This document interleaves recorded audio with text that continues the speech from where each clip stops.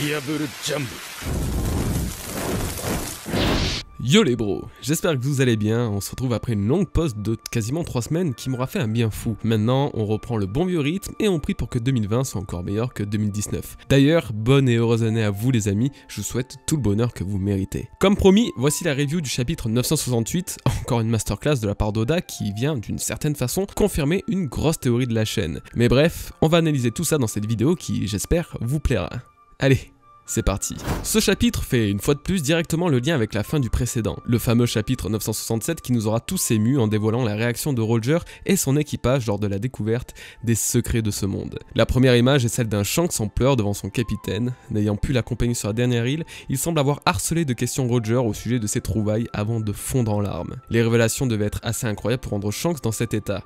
Pleure-t-il de joie, de peine ou même de soulagement? Tant que nous n'aurons pas la nature du véritable trésor de Lost Tale, il semble difficile de deviner quelles émotions ont pu le traverser. Le reste nous explique que Roger comprend désormais, suite à ses découvertes et son voyage sur Lost Tale, pourquoi le gouvernement a caché le dit dans son nom. Toute l'histoire liée à cette mystérieuse lettre est bel et bien scellée quelque part sur cette mer, et on va devoir attendre encore de longues années avant d'en connaître sa signification. Mais une chose m'interroge, pourquoi avoir caché le dit dans le nom de Goldie Roger, mais dévoiler ouvertement celui de Marshall D. Teach, ceux de la famille Monkey D avec Luffy, Garp et Dragon, ou même encore celui de Portgas D. Ace. L'intérêt aurait été de cacher cette lettre jusqu'au bout, rien ne les obligeant à dévoiler cette information. Là me vient naturellement à l'esprit cette scène où Im, au chapitre 906, tient dans ses main l'avis de recherche des seuls dits vivants et recherchés, Luffy et Teach. Est-ce un hasard que ce soit les seuls pirates qui intéressent Im, ou le dit dans leur nom a-t-il son importance? Dans la deuxième page, une étrange case nous informe que le monde s'est mis à désigner tous les trésors que Roger avait amassés sous l'appellation de One Piece. D'après la note de traduction, les caractères écrivant One Piece sur cette page peuvent aussi se traduire par le grand trésor caché de la seule mer. C'est ici que l'origine du mot One Piece m'a intrigué. Aurait-il été créé de toutes pièces par la population après que Roger ait atteint la dernière île, ou bien ce mot existait-il bien avant dans la légende? Nous avons compris dans les derniers chapitres que la dernière île de Grand Line, soit Lost Tale, n'était connue de personne d'autre que le gouvernement. Cependant, d'après Roger, une légende existait sur la présence d'un énorme trésor caché à cet endroit. La question désormais est donc de savoir si ce trésor s'appelait déjà le One Piece avant que Roger le trouve, ou si les gens ont inventé ce mot dans le dernier chapitre. Par la suite, nous pouvons voir Pirate et Marine s'activant pour traquer Roger et le tuer, sans doute dans l'espoir de lui soutirer des informations sur la place de son trésor, ou bien de le faire taire. Un personnage lié à la marine m'a légèrement intrigué. Il s'agit peut-être que d'une coïncidence, et c'est même sans doute le cas, mais sa silhouette m'a fait penser à ce personnage des révolutionnaires encore inconnu au bataillon. Je doute que ça ait un lien, mais je tenais à le partager quand même avec vous. La fin de cette page montre Roger remerciant son équipage pour cette belle aventure, ce qui m'a remémoré la scène où Luffy a remercié les Mugiwara d'avoir patienté pendant 2 ans avant de reprendre la mer. C'est toujours aussi beau de voir des capitaines redevables aux bonnes personnes, ça montre leur bon cœur. En tout cas, cette scène semble s'être déroulée au même moment où Oden a remercié l'équipage au chapitre 958, soit exactement 10 chapitres plus tôt, et on peut d'ailleurs encore noter la présence de l'œuf sur le bateau.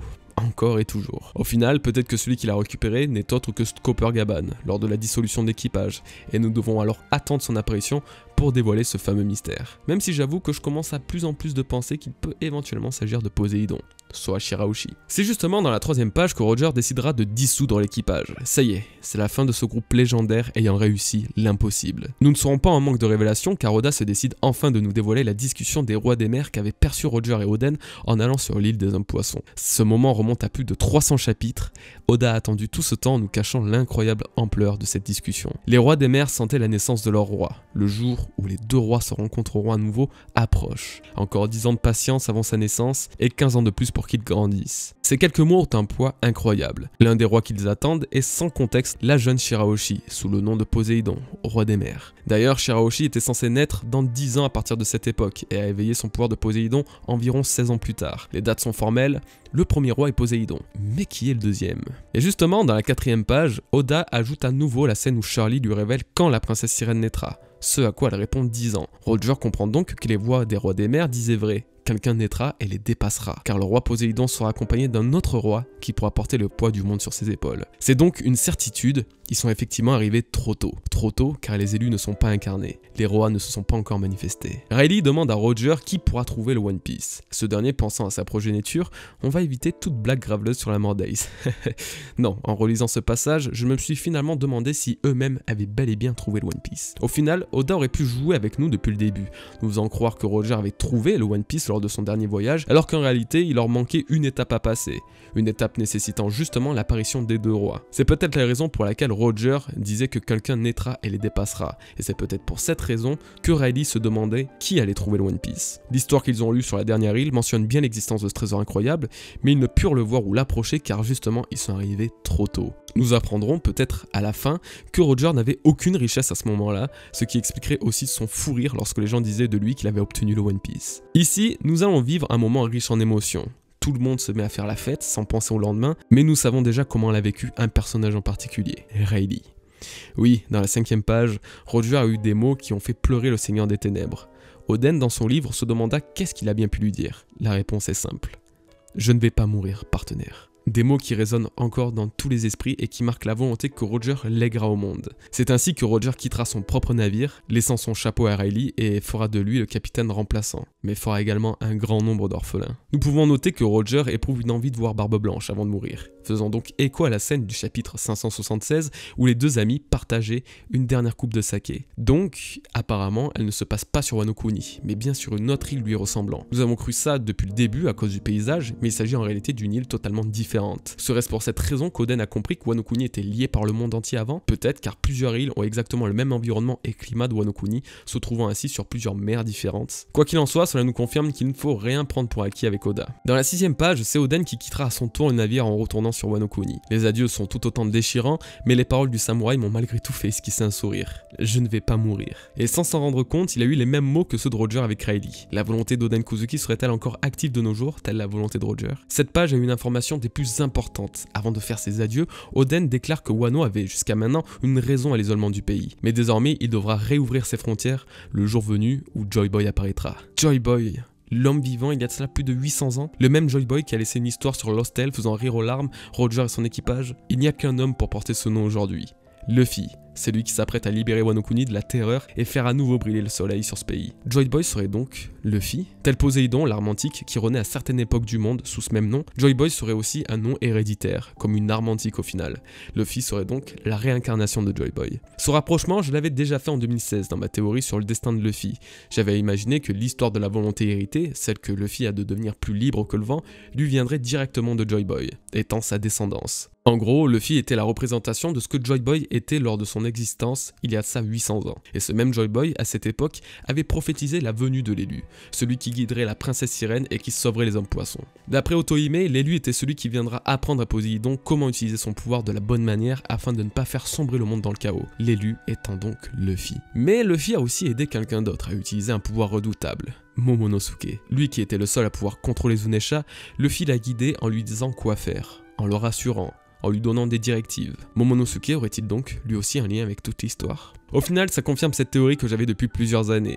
Luffy serait l'élu dédié et perpétue la volonté de Joy Boy. Mais quelqu'un d'autre a visé encore plus juste. Je n'ai pas fait la review du dernier chapitre sur ma chaîne, mais plutôt en duo avec Nina sur la sienne. Et dans cette même vidéo, elle a justement eu l'idée que Luffy soit la réincarnation de Joy Boy. Idée qu'elle avait même aussi développée dans sa théorie sur l'origine de Luffy. Roger, en lisant l'histoire sur Lost, regrette de ne pas pouvoir vivre à la même époque, non pas du Joy Boy du passé, mais plutôt du Joy Boy du futur. Cette façon qu'Oda a de jouer sur les mots est simplement magistrale. En tout cas, ce passage tombe plutôt bien puisque dans ma prochaine théorie, le cas de Joy Boy était justement traité pendant un temps. Et j'avais noté une chose très simple mais qui a finalement une très grande symbolique aujourd'hui. Laissant une lettre d'excuse à la princesse sirène de l'époque sur un poneglyphe présent dans la forêt de la baleine, il aurait apparemment pas pu tenir une promesse faite aux hommes poissons de l'époque. Telle la promesse qu'a fait Luffy à Shirahoshi de l'emmener se balader dans une vraie forêt, Joy Boy a dû promettre quelque chose de similaire à la princesse sirène de son temps. Luffy est donc le Joy Boy de notre temps, et Shirahoshi la princesse sirène ayant reçu une promesse de sa part. Dans toutes les théories que j'ai pu faire mentionnant Joy Boy, un autre nom revenait à chaque fois, systématiquement,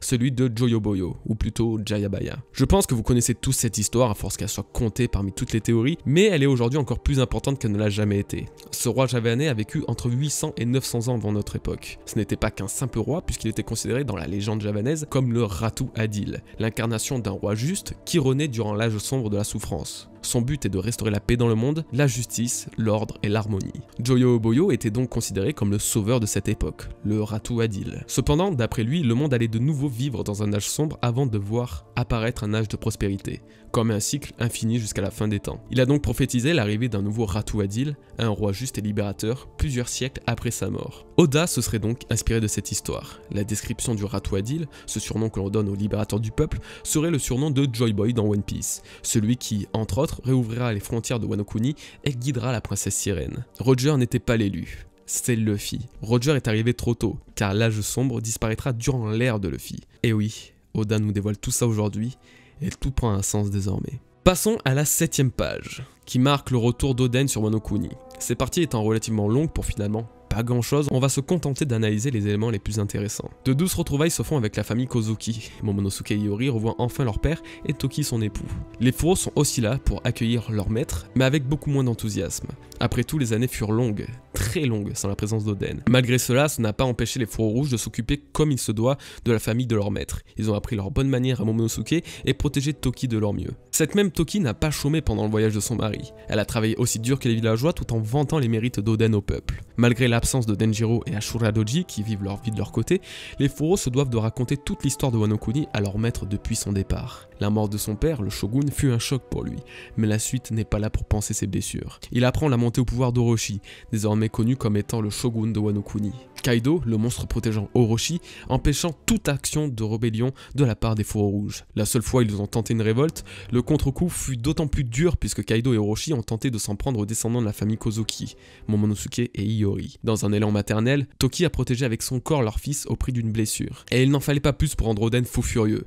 Touché à sa famille, à sa chair et à son sang, tout ça durant son voyage, il était temps de réparer les maux que son absence a causés. Wano est effectivement devenu un véritable enfer. Le palais du shogun voit l'héritier légitime y pénétrer pour la première fois depuis plusieurs années, avec non pas un grand Kozuki sur le trône, mais plutôt un Kurozumi, famille au passé peu glorieux. La suite, nous ne la connaîtrons qu'au prochain chapitre, mais la haine d'Oden pour Orochi ne risque pas de se dissiper avant de faire couler le sang. Qu'en est-il de Kaido? Il est bel et bien présent sur Wano Kuni et ne va pas supporter qu'on touche à son protégé. Donc serait-ce l'heure du combat entre le futur empereur et le samouraï? Vous le savez, son katana, le Enma, est connu pour être la seule arme pouvant blesser Kaido. Cela voudrait dire que Oden a bel et bien infligé une blessure au roi des bêtes. Le combat qui va faire rage entre ces deux personnages nous montrera sans aucun doute un Oden au sommet de sa puissance, mettant le monstre réputé comme imbattable dans une situation plus que délicate. Oden, dans la chronologie, n'est censé mourir que dans 5 ans à partir de cette date, donc le combat contre Kaido ne lui sera pas fatal. Reste à savoir ce qu'il va faire pendant tout ce temps avant le jour fatidique de sa mort et du voyage temporel de Kinemon, Kanjuro, Reizo et Momonosuke. Le flashback semble toucher à sa fin. Il se peut que la suite des histoires d'Oden ne soit comptée que par moments dans le futur de l'arc. En tout cas, l'histoire de Roger, elle, semble bel et bien close. C'est la fin de cette review les bros. J'espère qu'elle vous aura plu. On ne cesse de le répéter, mais ces chapitres sont incroyables. On pourrait presque croire qu'il s'agit de la vraie fin de One Piece. Beaucoup de choses sont encore analysées, notamment la place d'Eddie, mais il est clair que la suite, s'il continue sur cette voie, nous dévoilera entièrement le vrai trésor du One Piece bien avant l'arrivée de Luffy sur Lost Hell. Des bros, si vous avez kiffé cette vidéo, n'hésitez pas à laisser un petit pouce bleu, ça serait adorable. En tout cas, on se retrouve dans la semaine pour une nouvelle petite vidéo. Je vous souhaite à tous un très bon week-end, portez-vous bien, peace.